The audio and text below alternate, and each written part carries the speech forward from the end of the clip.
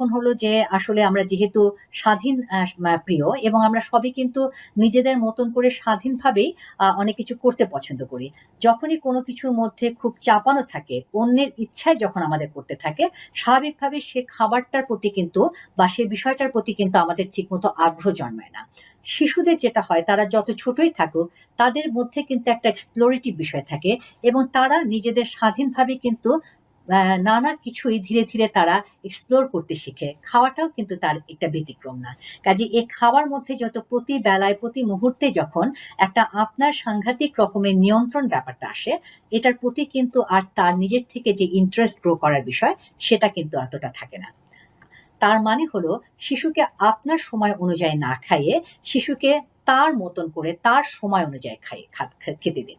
অর্থাৎ শিশু যখন অল্প একটু খেয়েই যখন হলো সে পরিতৃপ্ত থাকবে এবং খেতে চাইবে না, সেখানে আপনি স্টপ করুন।